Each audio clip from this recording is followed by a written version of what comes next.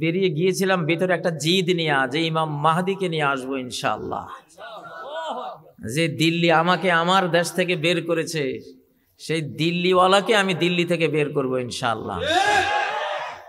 আমি আদালতে একজন হিন্দু জজ পেয়েছিলাম, সেদিন 30 মিনিট বক্তৃতা করেছি। সেখানে বলেছিলাম যে আমি ঢাকার দিল্লি একসাথে দখল করব ইনশাআল্লাহ। কারণ শুধু ঢাকা দখল করে বসে থাকলে দিল্লি থেকে শয়তানি করবা, এই যন্ত্রণা দিবা, যে যন্ত্রণা 53 বছর দিয়েছ। এই জন্য আমার ঢাকার শান্তির জন্য দিল্লিও লাগবে। সাম্রাজ্য কার? উনি হিন্দু জজ ছিলেন, আমি এই জন্য কথাগুলি বলেছিলাম যে হয়তোবা উনি যদি ওনার জাতির কাউকে শেয়ার করে এটা মোদি পর্যন্ত যাবে।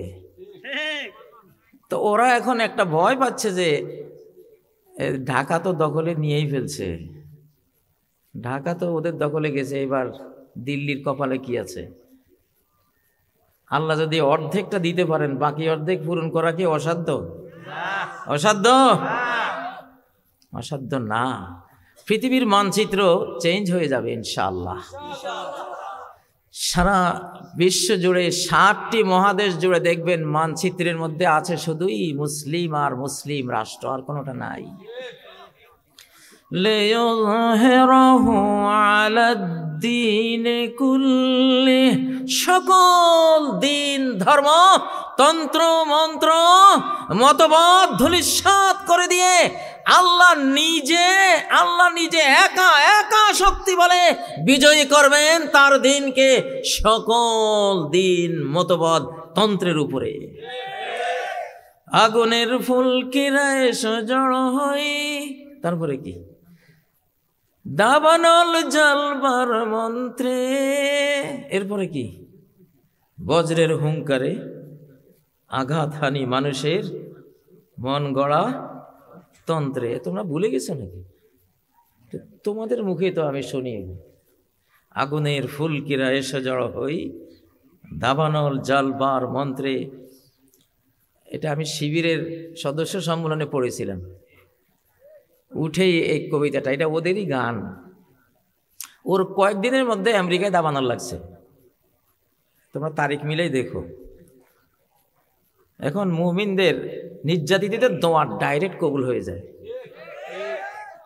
ঠিক আছে কাজী, তুমি যখন সম্মেলনে উঠেই এই দোয়াটা করেছো, আগুনের ফুলকিরা এসো জড়ো হই, দাবানল জ্বালবার মন্ত্রে, দাবানল একটা জ্বালাই দেই, উপযুক্ত জায়গা খুঁজে আল্লাহ একখানে জ্বালাই দিয়েছেন। এইবার এই কবিতার দ্বিতীয় লাইন বাস্তবায়িত হবে, বজ্রের হুঙ্কারে আঘাত হানি মানুষের মন গড়া তন্ত্রে। কোন তন্ত্র আর থাকবে না, কোন তন্ত্র। 2024 পরবর্তী পৃথিবী ইসলামের পৃথিবী, বাংলাদেশের সমন্বয়কদের পৃথিবী। সারা পৃথিবীটা ছোট্ট একটা গ্রাম, ভাগাভাগি করে লাভ নাই। আমি শিশুকাল থেকেই ছোট্ট রাজনীতি আমার মন ভরতো না। আমি এই জন্য ইমাম মাহাদির ওয়াজ করতাম, যিনি সারা পৃথিবী চালাবেন। সেই জন্য ঈসা আলাইহিস সালামের ওয়াজ করতাম, উনিও সারা বিশ্ব শাসক। ইমাম মাহাদি 9 বছর, ঈসা আলাইহিস সালাম 45 বছর, গোটা পৃথিবী শাসন করবেন। সামনে আসতেছে ইনশাআল্লাহ। এখন অনেকের কপাল পড়ে গেছে, ওরা ফিলিস্তিনে আসতেছে মায়ের খাওয়ার জন্য। সমস্যা নাই, মুসলমানের মায়ের খাইতে ভালোই লাগে ওদের, এই জন্য ঘটা করে মায়ের খাওয়ার জন্য আসে। কারণ মুসলমানের মায়ের লগে শুধু মুসলমানের মায়ের থাকে না, আসমানের মায়েরও। سنلقي في قلوب الذين كفروا الرعب فاضربوا। ও আমার অ্যাঞ্জেল ফোর্স, আমার ফেরেশতা বাহিনী, আমি এক্ষুনি বেঈমানদের সেন্টারে ত্রাস সঞ্চার করব, তোরা ওদের গর্দানের উপর মার। আমার ফেরেশতা এই মার চলছে ফিলিস্তিনে, বাইতুল মুকাদ্দাসের আশপাশে। আল্লাহু আকবার। ওই মায়ের মোকাবেলা করার ক্ষমতা কারো আছে? আছে? ফেরাউনের বাম হাত, এটা বেঁধে রাখতে হয়, ছেড়ে দিলে বাম হাতটা এইভাবে হয়ে যায়। ওর বাম হাতটা, ডান হাতটা ঠিকই বুকের সাথে লেগে আছে, কিন্তু বাম হাতটা বেঁধে রাখতে হয়, ছেড়ে দিলে এইভাবে দাঁড়িয়ে যায় এভাবে। তার মানে লোহিত সাগরে তার জান কবজের সময় ফেরেশতারা যে মার দিছিল, কষাঘাত, ফেরেশতারা যে বেত্রাঘাত করে, যারা আল্লাহর দুশ্মন, মুসলমানের দুশ্মন, জান কবজকালে এদেরকে ফেরেশতারা পিটায়। ওয়ালাউ তারা ইয ইয়াতাওয়াফাল্লাযীনা কাফারু, তুমি যদি দেখতা ওই দৃশ্যটা যখন ফেরেশতারা বেঈমানদের জান কবজ করে, ইয়াদরিবুনা উজুহাহুম ওয়া আদবারহুম, চেহারায় মারে আর পিঠের উপরে মারে, ফেরেশতারা মার দেয়। ফেরাউন ওই মার ফেরাবার জন্য এরকম করছিল, ওই হাতটা ওরকমই আল্লাহ রেখে দিয়েছে। দেখ মরার সময় কি মারটা মেরেছিল আমার ফোর্স, অ্যাঞ্জেল ফোর্স, সে হাত দিয়ে যে ফেরাবার চেষ্টা করেছে, ফেরাতে তো পারে নাই, হাতটা ওইভাবে রয়েছে, ওই অবস্থায় মারা গেছে। তাকবীর, তাকবীর, তাকবীর। 3000 বছর পরে 1881 খ্রিস্টাব্দে ফেরাউনের লাশ বেরিয়ে আসে। মৃত্যুর 3000 বছর পরে এই লাশটা কোথায় ছিল কেউ জানতো না, আল্লাহ জানতেন।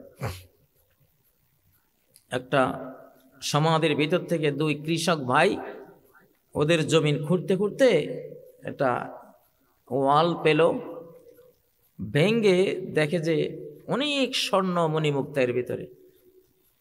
তারা ওটা নিয়ে নিয়ে 10 বছর খেলো। পরে বড় এক টুকরো স্বর্ণ নিয়ে 2 ভাইয়ের দ্বন্দ্ব হলো। এক ভাই গিয়ে পুলিশকে খবর দিল, পুলিশ আসলো, খুঁড়ে দেখে যে এখানে একটা বিশাল মমি পড়ে আছে। ওরা ওইটা নিয়ে পরীক্ষা নিরীক্ষা করলো, ফ্রান্সে পাঠালো। মরিস বুকাইলি দেখে বললেন, হ্যাঁ এটা লবণাক্ত সাগরে ডুবে মরা একটা লাশ। আল্লাহু আকবার, তাকবীর, তাকবীর। তো আবার নূহ আলাইহিস সালামের জাহাজ 7000 বছর ছিল না, কেউ জানতো না কোথায়।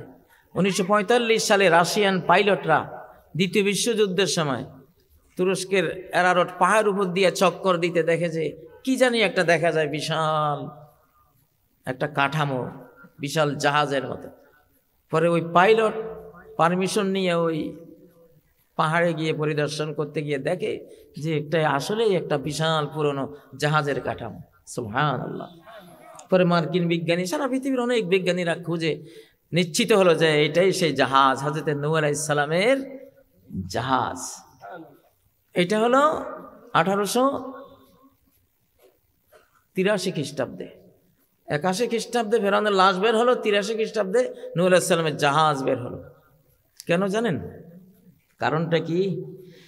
কারণ হলো একটা শতাব্দী আসতেছে যে আবার ফেরাউনদের মতো এই শতাব্দীতে আল্লাহর কোরআন বাদ দিয়ে, আল্লাহর সংবিধান বাদ দিয়ে বেঈমানরা গোটা পৃথিবী চালাবে, ফেরাউন হয়ে যাবে, ফেরাউনের মতো বিশ্ব শাসন করবে, আল্লাহর দ্বীনের সমস্ত কিছু ধ্বংস করে দেবে, মানবতা ধ্বংস করে দেবে, নারীর ইজ্জত হুরমত বলতে কিছুই রাখবে না, পারিবারিক পবিত্রতা থাকবে না, হালালের জায়গায় হারাম আসবে,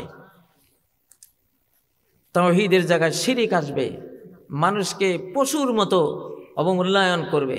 আল্লাহ জানেন, সেই জন্যই লাশটাও বের করে দিলেন যে যারা এই ফেরাউনের মতো আমার সংবিধান বাদ দিয়ে আমার পৃথিবী শাসন করবি, তোদের পরিণাম আমি এই ফেরাউনের মতোই করব।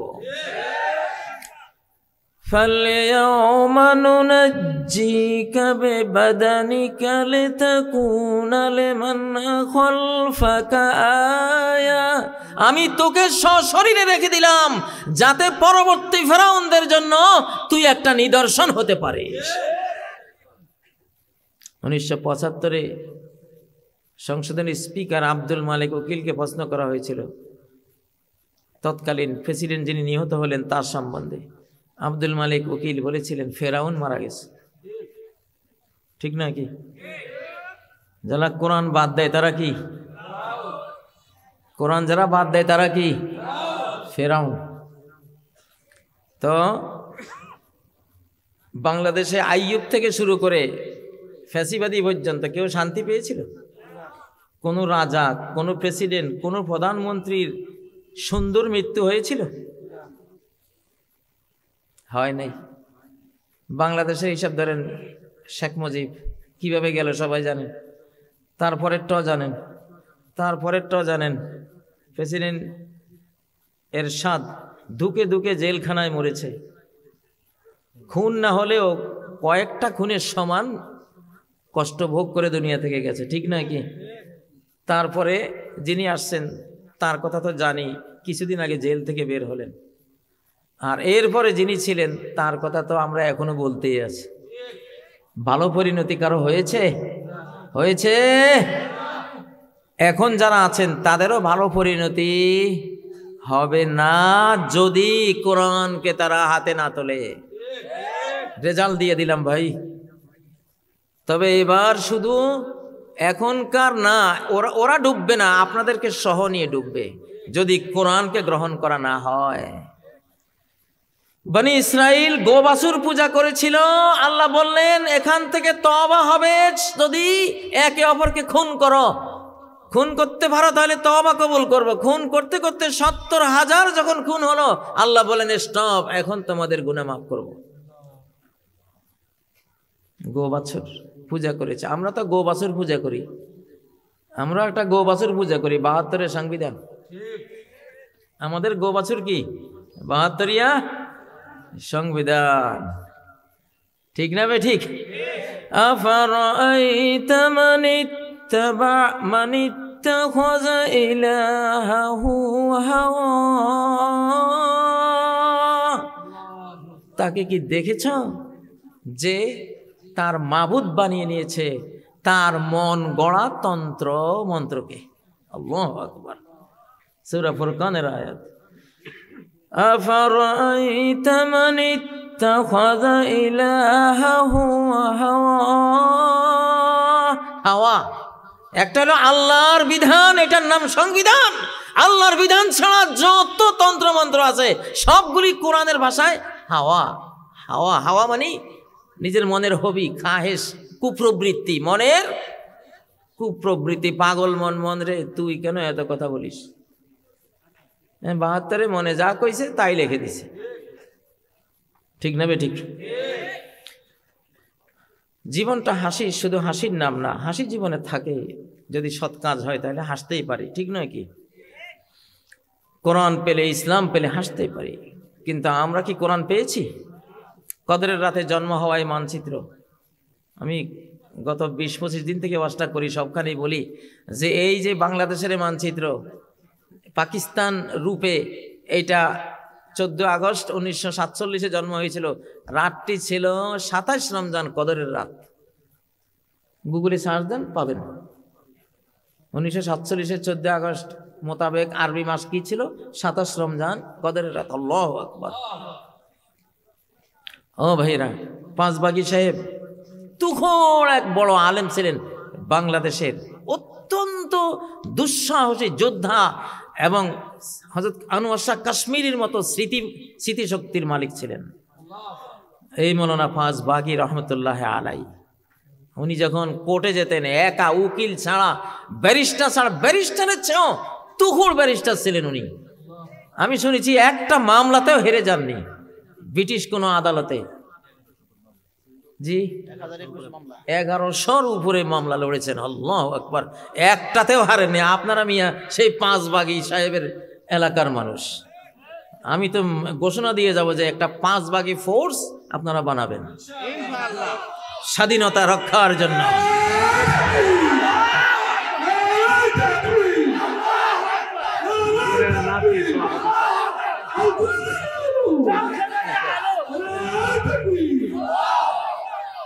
এইরকম আলেমদের নাম উজ্জীবিত করে রাখা উচিত। ফিলিস্তিনে আল কাসাম ব্রিগেড যে পরাশক্তির ইটের সাথে ইট লেগে ভেঙ্গে গুঁড়িয়ে দিয়েছে, আল কাসামও তো একজন আলেম, ওনার নামে সেখানে মুক্তিযোদ্ধা হয়েছে। আল্লাহু আকবার।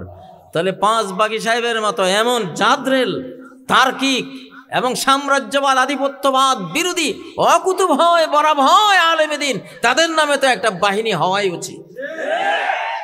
সেটা কোনো খুচরা বাহিনী না, জাতীয় মুক্তিযোদ্ধা বাহিনী ইনশাআল্লাহ। 5 ভাগী ফোর্স, পিএফ নাকি পিএফ ফোর্স, পিএফ বাহিনী না, বা এফ বলে তো ফোর্স এসে যায়, পিএফ বাস, পিএফ মুক্তিযোদ্ধা, 5 ভাগী ফোর্স মুক্তিযোদ্ধা ইনশাল্লাহ। যদি আপনারা গড়েন, সরকারের থেকে অনুমতি নেবেন যে আমরা ওনার নামে একটা ব্রিগেড চাই, সরকার তুমি ট্রেনিং দাও, আমাদের এখানে স্কুল আছে মাদ্রাসা আছে, এখানে ট্রেনিং দাও। আমরা তো দাবি জানিয়ে রেখেছি সরকারের কাছে, আমাদের ট্রেনিং দিতে হবে। কারণ কোরআন আর লোহা, কিতাব আর লোহা একসাথে চলে। আল্লাহ কোরআনও নাজিল করেছেন, লোহাও নাজিল করেছেন। ওয়া আনজালনাল হাদিদ, আমি কোরআনের পাশাপাশি আসমানি গ্রন্থের পাশাপাশি লোহাও নাজিল করেছি। কারণ হেদায়েতের জন্য একখান কিতাব লাগে, আর হেদায়েত যে মানবে না তাকে দমন করার জন্য এক টুকরা লোহাও লাগে। লা বুদ্দা লিদ্দিন মিন কিতাবিন ইয়াহদি ওয়া সাইফিন ইয়ানসুর, এই ইসলামের জন্য একটা হেদায়েতকারী কিতাব দরকার আর একটা সাহায্যকারী তলোয়ার দরকার। তাকবীর,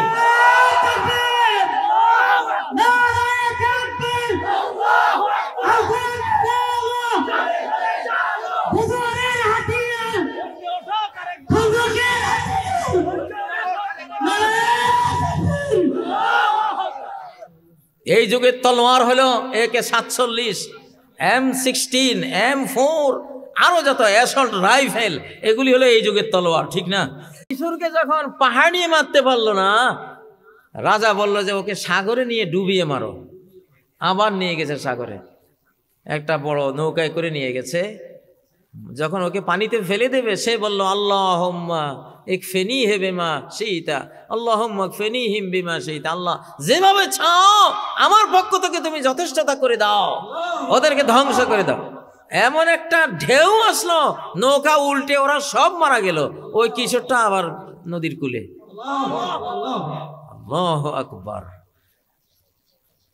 এইটা এখন লাগবে, মুখস্থ করে ফেলবেন। আল্লাহুম্মা ইকফিনিহিম বিমা শিইতা, পড়েন আল্লাহুম্মা, আল্লাহুম্মা ইকফিনিহিম বিমা শিইতা, আল্লাহুম্মা ইকফিনিহিম বিমা শিইতা। আর হাসবুনাল্লাহু ওয়া নি'মাল ওয়াকিল, এটা তো মুখস্থ আছে। ওই পিছন থেকে একজন উঠি বলেন তো হাসবুনাল্লাহু ওয়া নি'মাল ওয়াকিল, একবারে পিছন থেকে, পিছনের লাইন একেবারে পিছনে, জোরে বলেন তো দেখি একজন, শুনান না, শরম লাগে নাকি? আচ্ছা যাই হোক, 5 ভাগী হযরত মাওলানা শামসুল হুদা 5 ভাগী রহমতুল্লাহ আলাইহির এলাকায় আসছি। আমার খুব আনন্দ লাগতেছে ওনার কারণে। উনি যেন কবরের সাথে যেন কানেক্টেড হয়ে আছি আমি, ওনার আত্মিকভাবে, আধ্যাত্মিকভাবে। আসলে তো আল্লাহ খবর পৌঁছান, মানুষ যখন মারা যায়, মরার পরে আল্লাহ তাআলা জান্নাতি মুমিনদেরকে অধিকার দেন, তুমি যখন চাইবা জান্নাতের 7 আসমানের উপরে যাইবা, যখন চাইবা কবরে থাকবা, কোনো সমস্যা নেই। আল্লাহু আকবার, আল্লাহু আকবার। নাম কানামিল আরুস, তুমি দুলানের মতো ঘুমাও, যদি মন চাই ঘুমাও, কোনো সমস্যা নেই। আর যদি মন চাও তাহলে আরওয়াহুহুম ফি আজওয়াফি তায়রিন খুদুর, সবুজ পাখির পেটের মধ্যে ওদের রূহটাকে নিয়ে যায়, তারতাফি আশজারিল জান্নাত, জান্নাতের গাছগাছালিতে তারা ফলমূল খায়। আল্লাহু আকবার। অনেক সময় দেখা যায় মা বাবারা মারা গেছেন, স্বপ্নে আপনার সাথে রান্না করতেছেন, আপনার ঘরে খাওয়া দাওয়া করতেছেন, এরকম দেখা যায় না? আল্লাহ পারমিশন দেন, মাঝে মধ্যে পারমিশন দিয়ে দেন যে যাও, তোমার জন্য কোনো বাধা নাই। সুবহানাল্লাহ, মহাজাগতিক লাইসেন্স আল্লাহ দিয়ে দেন। তো 5 ভাগী রহমতুল্লাহ আলাইহি, আল্লাহ আপনাদেরকে 5 ভাগী রহমতুল্লাহ আলাইহির মতো এইভাবে আরো ওলামা তৈরির তৌফিক দেন। ওনার নাতি 5 ভাগী রহমতুল্লাহ নাতি সাহেব বসে আছেন, আলহামদুলিল্লাহ। আমার সৌভাগ্য হলো ওনাকে দেখি নাই, ওনার নাতিকে দেখেছি। আপনার নানা না দাদা? ও আচ্ছা আচ্ছা, ওনার বড় ছেলের ছেলে উনি। তো আসলে কোনো এলাকায় যদি বড় একজন আলেম থাকেন, ওই এলাকাটা পুরো এলাকা ওই আলেম দিয়েই বিশ্ব দরবারে পরিচিতি লাভ করে। আজকে দেখেন আমাদের এই ক্যামেরার সাহায্যে পাঁচবাগী রহমতুল্লাহ আলাই একটা নতুন স্মৃতিচারণ হয়ে গেল। কিন্তু এই ক্যামেরার মাধ্যমে গোটা বিশ্বের মানুষ পাঁচবাগী রহমতুল্লাহ আলাই কেউ জানবে, আপনাদেরকেও জানবে, ঠিক না? وتركنا عليه في الآخرين।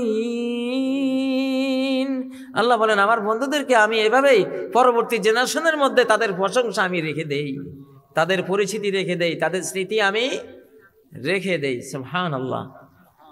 আর পাঁচবাগী সাহেবের যেই স্বভাব, যে চরিত্র, যেই যোদ্ধা মনোভাব, আল্লাহ আমার মধ্যে সেগুলি রাখছেন। হয়তো এই জন্য আমাকে আয়না এখানে ওনার স্মৃতিচারণ করাচ্ছে। ইনশাআল্লাহ আমরা কড়ায় গন্ডায় পাঁচবাগী সাহেবদের ফলোয়ার, ঠিক না?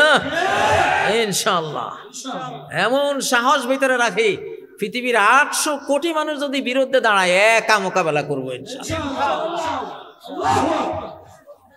আল্লাহ তো বলছেন ফাকাতিল ফি সাবিলিল্লাহ, হে মুহাম্মদ একাই আমার পথে যুদ্ধের ডিক্লার দাও, ঝাঁপিয়ে পড়ো। লা তুকাল্লাফু ইল্লা নাফসাক, শুধু তুমি একা, তোমাকেই বলছি, তোমার সাথে কে আসে কে নাই সেটা দেখার বিষয় না, তুমি একা যুদ্ধের ডিক্লার দাও। আর আমি যখন তোমার সাথে থাকবো, কে লাগে তোমার সাথে, কে লাগে? প্রিয় বন্ধুরা, এই মুহূর্তে এই ওয়াজগুলি আল্লাহর কাছে খুব প্রিয়, কারণ আমাদের এটা দরকার। আমরা নরম নরম ওয়াজ শুনেছি আলহামদুলিল্লাহ, আমাদের শতবর্ষে আমরা এগুলি শুনেছি। তবে ঝুঁকির মুখে এখন বাংলাদেশে কিসের দরকার? ডিম কি ঠান্ডায় ফুটে না গরমে ফুটে?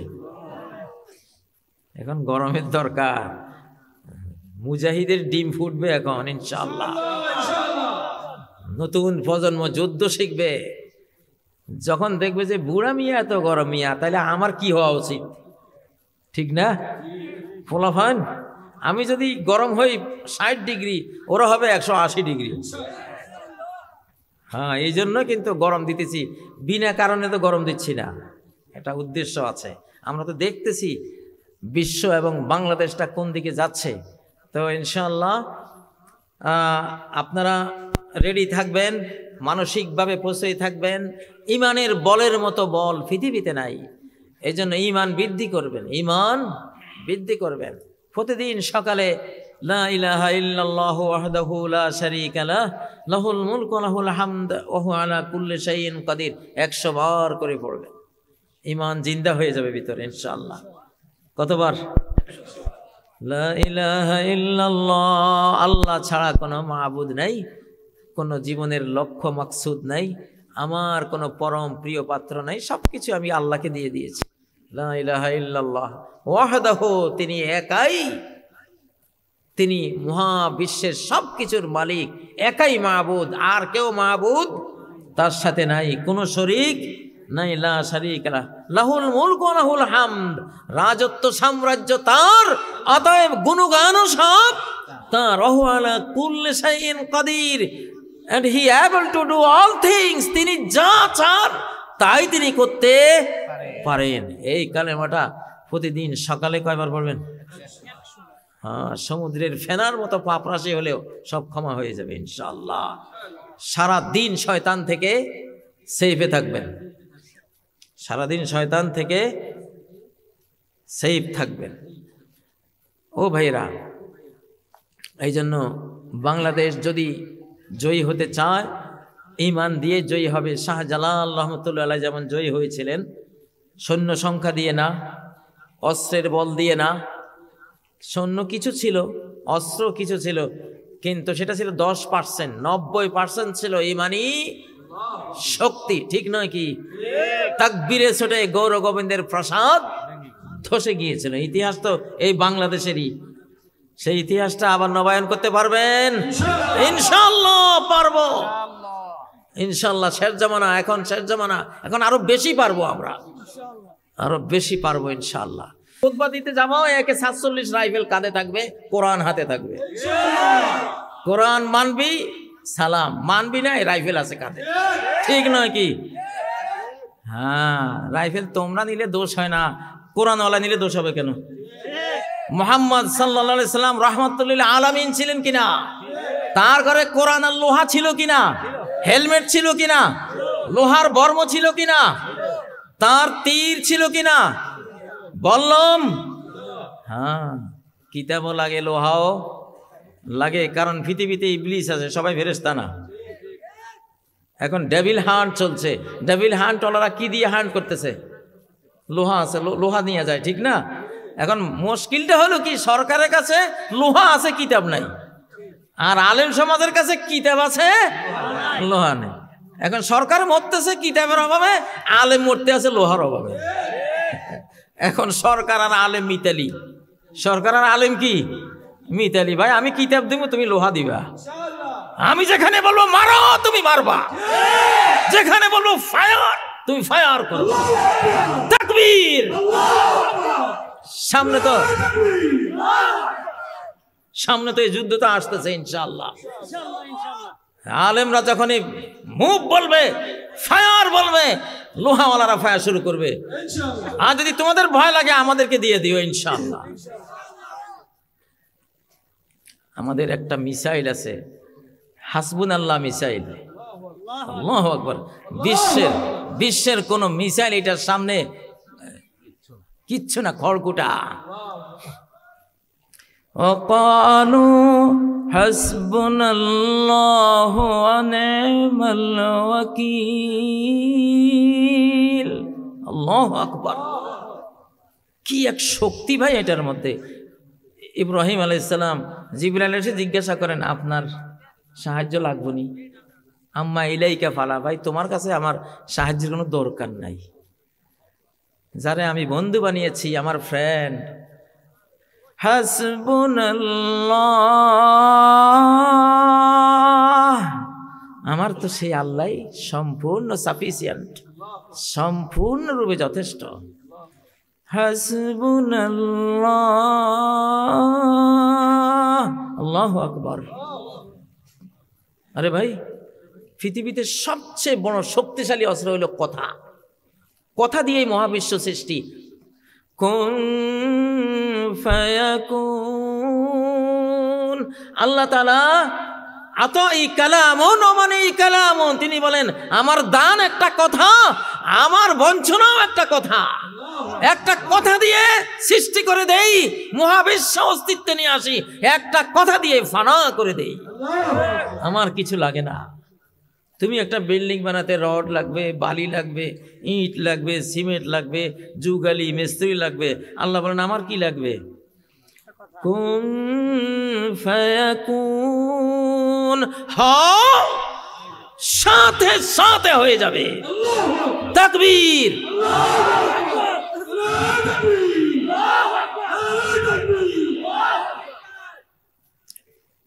উহুদ যুদ্ধের শেষে আহত ক্লান্ত নবীজির কাছে সংবাদ আসলো, বেঈমানরা আরো বিশালভাবে প্রস্তুত হচ্ছে আপনাকে মারার জন্য। তখন উনি এই কালেমাটা বলছিলেন, হাসবুনাল্লাহু ওয়া নি'মাল ওয়াকিল। বলার সাথে সাথে রেজাল্ট পেয়ে গেল, শত্রু কোনো ক্ষতি করতে পারল না, সম্পূর্ণ সাকসেসফুল রেজাল্ট, পরিণতি নিয়ে ফিরে আসলেন। ইব্রাহিম আলাইহিস সালামও আগুনে পড়ে একটা কথাই বলেছিলেন, হাসবুনাল্লাহু ওয়া নি'মাল ওয়াকিল। কোন রাওয়ায়াতে হাসবিয়াল্লাহু ওয়া নি'মাল ওয়াকিল। ভাই এই অস্ত্রটা সাথে রাখবেন, ঠিক ইনশাআল্লাহ। যখন দেখবেন যে কিচ্ছু নাই হাতে, শত্রু আক্রমণ করে দিছে, বাস তখন এই হাসবুনাল্লাহু ওয়া নি'মাল ওয়াকিলের হাতিয়ার ছুঁড়ে দিবেন ইনশাআল্লাহ। এটা যে কত বড় পাওয়ার, এইটা সামনে কাজে লাগবে ইনশাআল্লাহ। তো আপনাদের এই এলাকাটা আমার খুব ভালো লাগে, যে এখানে পাশে 11 সিন্দুরে মান সিংহ আর ঈসা খাঁর লড়াই হয়েছিল। এখানে যুদ্ধের মাঠ আছে, আপনারাই তো, আপনাদের পূর্বপুরুষরাই যুদ্ধে গিয়েছিল গফরগাঁয়ে, ঠিক না? হ্যাঁ, তো গফরগাঁয়ের মানুষ, ঢাকার মানুষ ভাই, আমরা বিষাক্ত আবহাওয়া খাইতে খাইতে যুদ্ধ কি করব, যুদ্ধের আগে আদা মারা হয়ে আছে। এখন রাজধানী ওখান থেকে সরানো দরকার রাজধানীর মানুষদের শক্তি সামর্থ্যের জন্য। কিন্তু আপনাদের এখানে আসে আমি দেখলাম অনেক শীত, ঢাকা কিন্তু শীত নাম নিশানাও নাই, কারণ দূষিত আবহাওয়ার মধ্যে শীতও ঢুকে না। শীত বলে এইটা একটা পরিবেশ হলো, এখানে আমার পোষাইতো না। শীত তো একটা নেয়ামত, তাই না? শীত গ্রীষ্ম আল্লাহর নেয়ামত। এখানে এসে দেখলাম মাশাআল্লাহ খুব ভালো শীত। আমি সাথে সাথে মন্তব্য করলাম, এত সুন্দর শীতের অর্থ হলো এখানে আবহাওয়াটা খুব ভালো আছে, পলিউশন নাই, দূষিত আবহাওয়া নাই। এই জন্য আপনাদের চেহারার মধ্যে আমি দেখতেছি সামরিক ভাব, হাবভাব আছে, প্রাণ শক্তি আছে ইনশাআল্লাহ। এই জন্য এমনি তো দেই না 5 ভাগ, আমি তো দেখতাম মরা ধরা মানুষ, আমি জীবনেও 5 ভাগই ফোর্সের কথা বলতাম না। আপনাদের মধ্যে আছে ইনশাআল্লাহ। ডাক একটা দেব ইনশাআল্লাহ, জানি তো একটা তো আসবে, যুদ্ধ ওরা চাপাবে, তখন একটা ডাক দিলে রেডি একেবারে ইনশাআল্লাহ। মালিক সাথে আছে, আল্লাহু আকবার।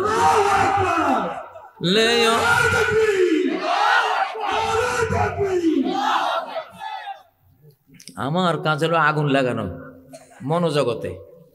আমি ভিতরে যে আগুনটা পোষণ করি, গ্রেপ্তারির রাত্রে যে আগুন অগ্নি উদ্গীরণ করেছিলাম, ওদেরকে বলেছিলাম তোরা শেষ ইনশাল্লাহ, আমি ছুঁয়ে দিলাম তো এরপরে যাবি।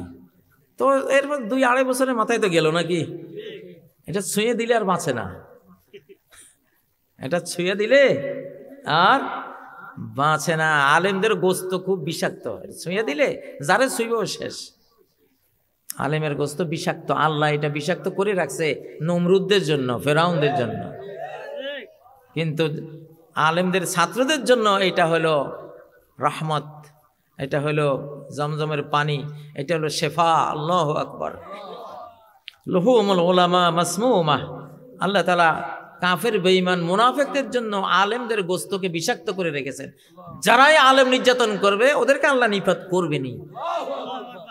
সাহাবায়ে কেরাম কোনো যুদ্ধে যদি জয় না পেতেন, জয় হয় না, তখন ওরা মনে মনে আকাঙ্ক্ষা করত যদি কেউ খালি আল্লাহ রাসূলের একটা গালি দিত, এরা সাথে সাথে আমাদের বিজয়ের ফয়সালা আসে দিত। যখনই শুনতে হ্যাঁ একজনে গালি দিছে, হইছে কাম লাগ আজকা ইনশাআল্লাহ আজকে জয় পাবি, কারণ রাসূলকে গালি দিছে তার বন্ধু আর আজকে বসে থাকবে না। আল্লাহর বন্ধুকে গালি দিয়েছে, ওই বন্ধু প্রতিক্রিয়া করবে, যুদ্ধ ডিক্লার দেবে। তো নবীদের পরে তো নবীরা নাই, কিন্তু নবীদের রেখে যাওয়া বাগান আছে কিনা, নবীদের রেখে যাওয়া ফুল বাগান, ওলামা বাগান আছে কিনা।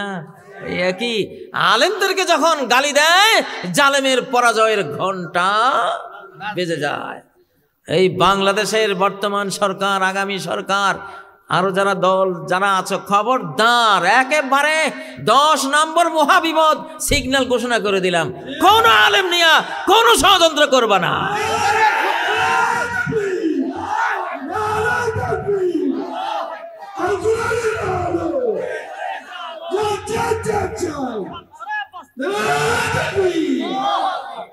লিয়ুযহিরাহু আলাদ-দীনি কুল্লিহি ওয়ালাউ কারিহাল মুশরিকুন। আল্লাহু আকবার। ঈসা আলাইহিস সালাম আসবেন, মাহদী আলাইহিস সালাম আসবেন, তার আগে আমরা বিশ্বটাকে হাতে নিচ্ছি ইনশাআল্লাহ।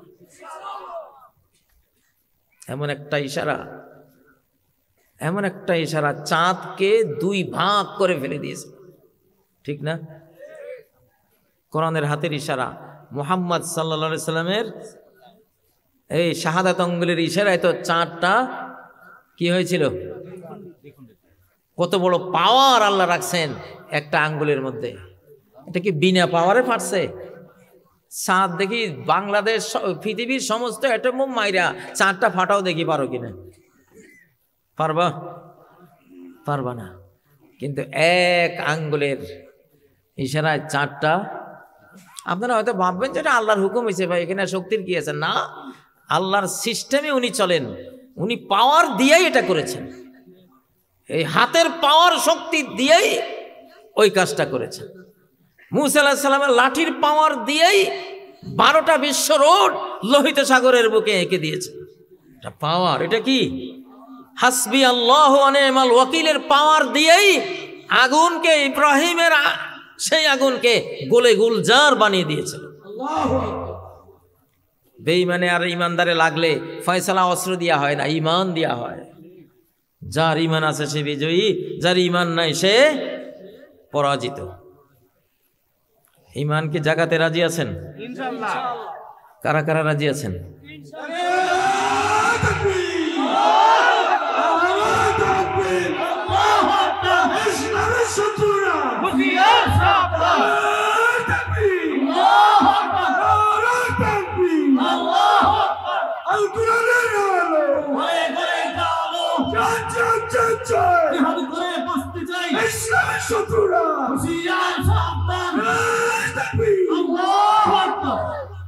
এমন রুজি খাবেন, হালাল রুজি, আর এমন ইমান চর্চা করবেন, তাহাজ্জুদ পড়বেন, জিকির করবেন, যে যখন এই মুখে এই কালেমা আনবেন আপনার শত্রু নিপাত হয়ে যাবে। সূরা বুরুজের কাহিনীর মধ্যে একটা কিশোরের কথা আছে। ওই কিশোরটাকে তীর মারে, মরে না, পাহাড়ে তুলে নিয়েছে, পাহাড় থেকে ওরে 2 টুকরা করে ফেলে দিবা। 9 জন সৈন্য নিয়ে পাঠিয়েছে। ওই কিশোরটা একটা কথা বলেছে, হাসবুনাল্লাহু ওয়া নি'মাল ওয়াকিলের মতো আরেকটা কথা আছে, সেটা বলে দিয়ে যাই।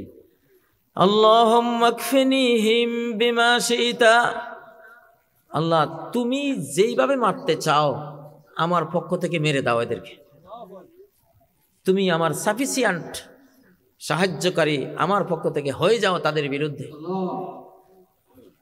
ওই কিশোর ছোট্ট বাচ্চাকে পায়ের উপরে নিয়ে গেছে রাজার নির্দেশে, যে ওকে জবাই করে ওখান থেকে এবার 2 টুকরা করে ফেলে দিবা। যখন মারতে নিয়েছে সে শুধু বলল আল্লাহুম্মা আল্লাহুম্মা কফিনিহিম বিমা শি'তা। সাথে সাথে কি শক্তি একটা কথার মধ্যে, ইমানদারের মুখ থেকে নিঃসৃত কালেমার মধ্যে কি ক্ষমতা। গোটা পাহাড় জুড়ে এমন এক ভূমিকম্প আসলো, ভূমিকম্পের আঘাতে ওরা সবাই মারা পড়লো। এরকম ভূমিকম্প সৃষ্টিকারী আল্লাহুম্মা কফিনিহিম বিমা শি'তা আমাদের দরকার আছে না নাই? আছে না নাই?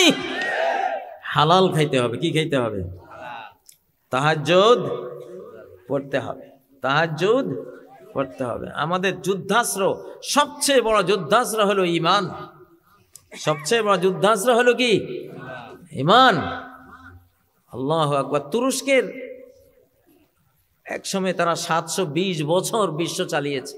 তারা অস্ত্রের মধ্যে লিখে রাখত সূরা আনফালের 17 নম্বর আয়াত। আমি একদিন মাহফিলে বলেছিলাম এটা, ওমা রামাইতা ইয রামাইতা ওয়ালাকিন্নাল্লাহ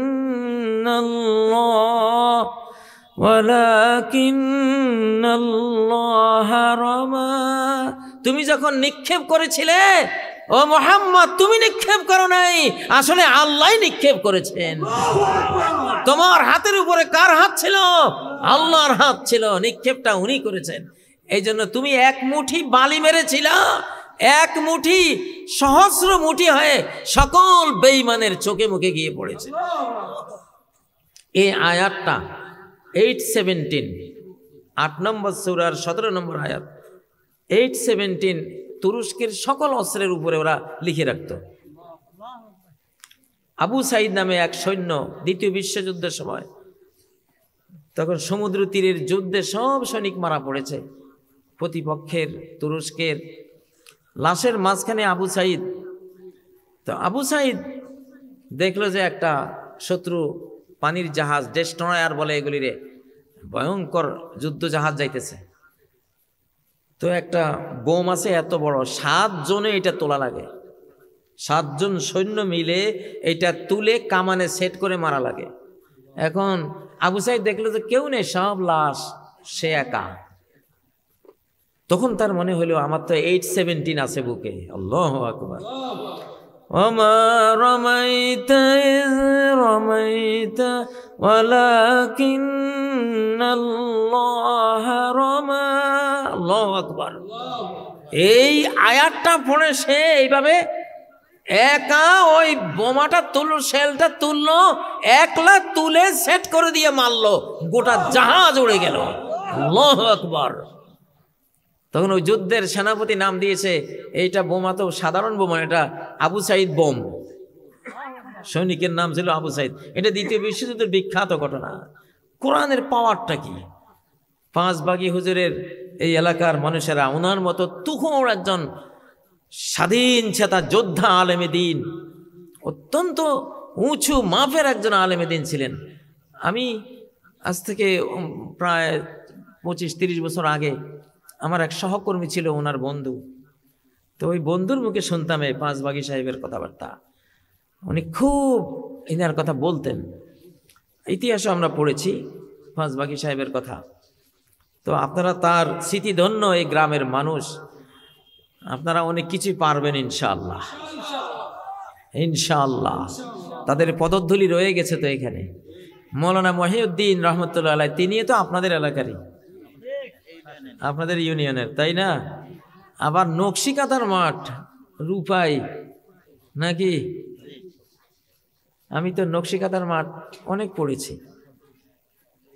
তো রূপাই মনে হয় 2004 সালে মারা গেছে না? 2004 সালে, 2000 সম্ভবত। হ্যাঁ, রূপাই নিয়ে তো ওটা একটা বিরাট গ্রাম বাংলার ইসলামিক পারিবারিক জীবনেরই কালচার এগুলি। তখন যুগটা খুব সুন্দর ছিল, ভালো ছিল। তিনি যেগুলো তুলে এনেছেন, পারিবারিক জীবনের সৌন্দর্যগুলি তুলে এনেছেন সাহিত্যিক রূপে। তো সেটা তো আপনাদের এই গফরগাঁও, তো তাই না? অনেক স্মৃতি। আর একটা ইতিহাস তৈরি করবেন যদি বাংলাদেশে আক্রমণ হয়, ইনশাআল্লাহ এই পাঁচবাগী গফরগাঁয়ে তাদের কবর হবে ইনশাআল্লাহ। লিল্লাহে তাকবীর।